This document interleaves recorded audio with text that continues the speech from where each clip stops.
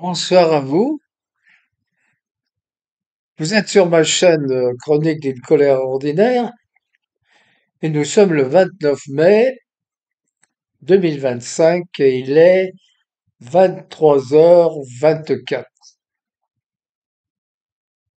Alors, c'est la conversation impromptue numéro 15 et une courte vidéo donc où je vais vous faire part de peut-être quelques réflexions sur les événements de ces derniers jours.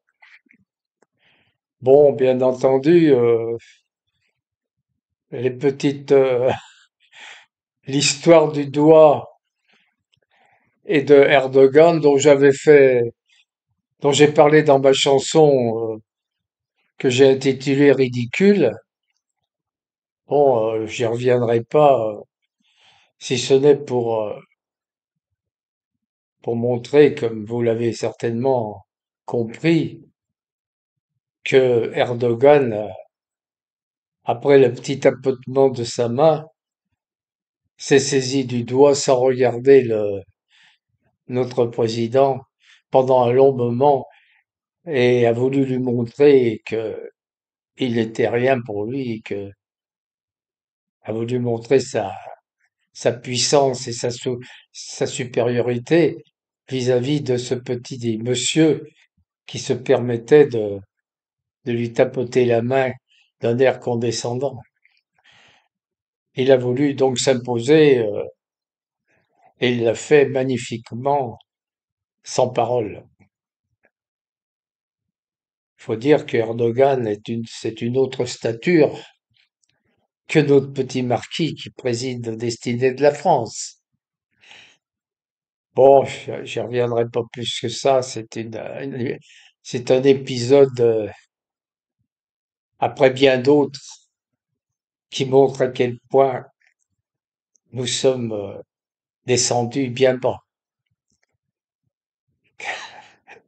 Je m'imaginais en voyant cette scène le général, le général de Gaulle se faire prendre le doigt.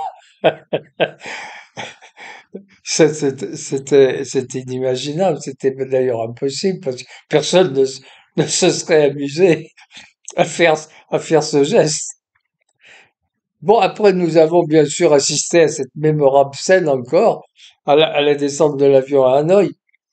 Mais par contre, il y a une chose dont je voudrais vous entretenir, qui a été soulevée par un internaute là dans une petite vidéo, il a parfaitement raison.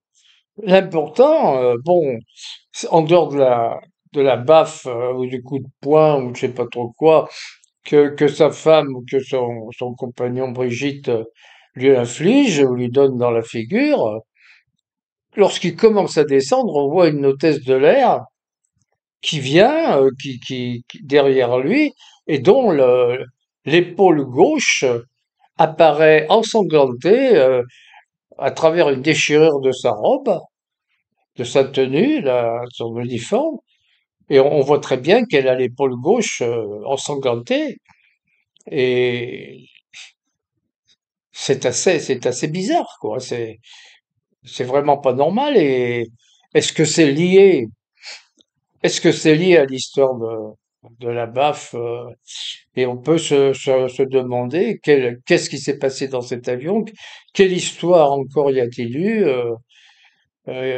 comment s'est-elle fait agresser ainsi, etc., quoi. Et c'est peut-être ça qui est le plus important en définitive.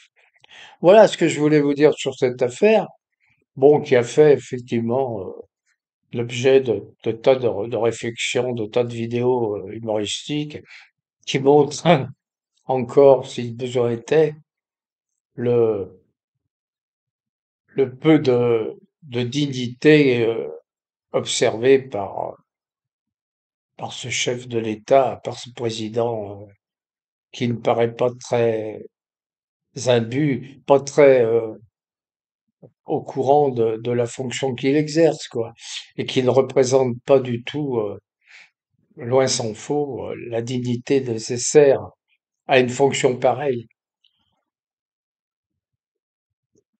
Pour le reste, bon, bah, les événements, j'ai un sentiment. je sais pas si vous le partagez, d'une sorte d'accélération des choses. Il semblerait que les événements s'accélèrent.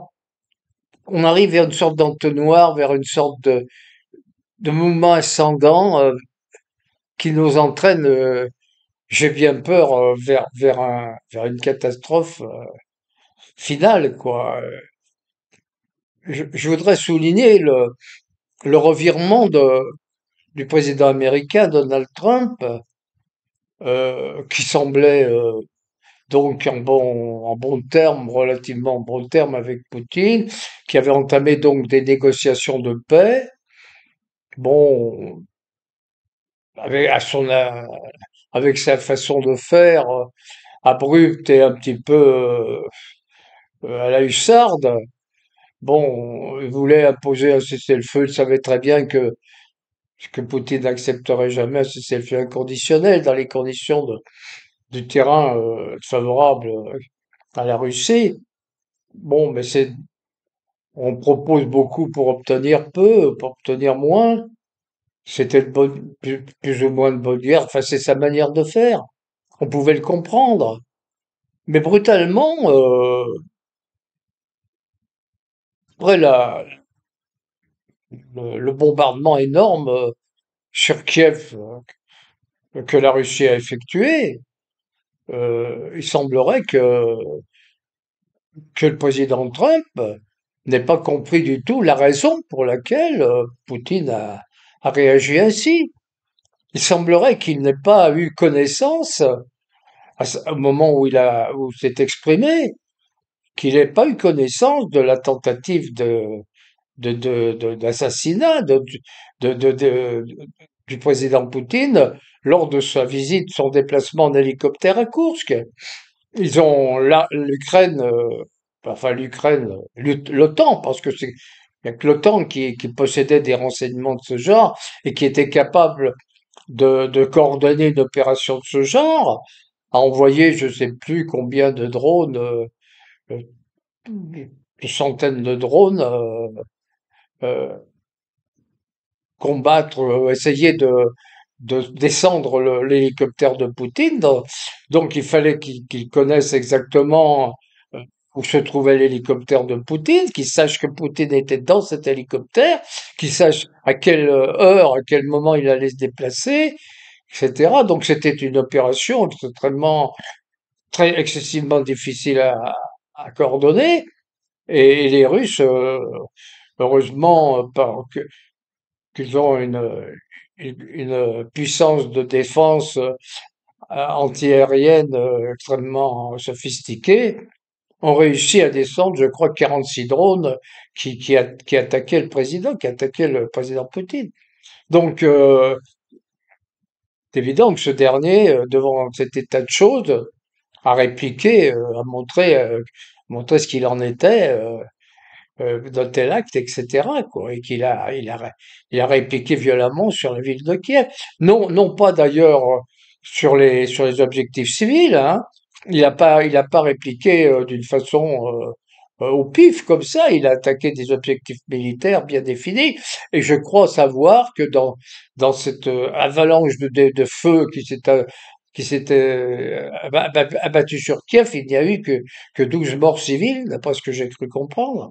Donc bon, bah, mais Poutine, ce qui est à relever quand même, c'est que Donald Trump ne comprenait pas la réaction de Poutine, donc n'avait pas eu connaissance de cette attaque contre son hélicoptère. Ce qui fait que on peut se poser la question maintenant de savoir euh, comment Poutine maîtrise la situation.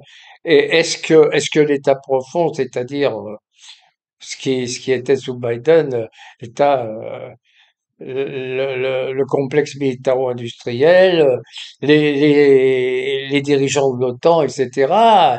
Est-ce qu'ils obéissent encore vraiment à Trump? Est-ce que Trump a la main sur tout ça? Ben, il semblerait que non. Il semblerait que l'État profond ait repris un peu la main et que c'est là ce qui est le plus inquiétant. parce qu'on peut s'interroger justement sur l'avenir de tout ça. Si l'État profond, comme cela semble être le cas, a repris de la puissance, a repris la main et sur beaucoup de choses, sur sur les événements et sur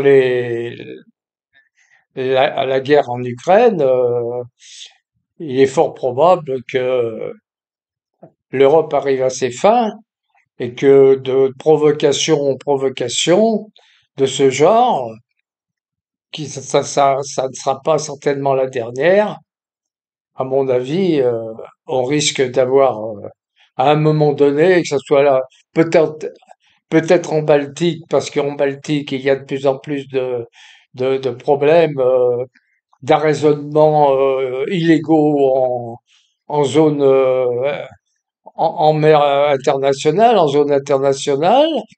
L'OTAN, arraisonne des vraquiers, des bateaux russes qui transportent le pétrole. Et illégalement, et Poutine a été obligé de mettre des moyens conséquents avec des sous-marins nucléaires, etc. Donc on arrive à une situation extrêmement tendue en Baltique. On arrive à des tentatives d'assassinat du président Poutine par des drones, etc. Donc on va certainement encore connaître d'autres événements que l'Ukraine, avec l'OTAN, vont déclencher. Et j'ai bien peur que l'inéluctable arrive, hein. Peut-être pas, peut-être pas une guerre nucléaire, mais euh, Poutine l'a bien dit, nous sommes prêts à utiliser tous les moyens à notre disposition. Et Dieu sait que les moyens de la Russie sont importants. Bon. Et devant, devant des dangers existentiels pour la Russie, ils feront feu de tous leurs moyens. Et nous allons en subir des graves conséquences. Alors, voilà quelques réflexions que je vous livre. Éventuellement, faites-moi part de vos commentaires. Ce que vous en pensez? Est-ce que vous êtes aussi pessimiste que je suis moi maintenant? J'avoue que j'étais un peu plus optimiste il y a une quinzaine de jours, mais devant cette accélération, ces événements qui s'accumulent et ces tentatives de plus en plus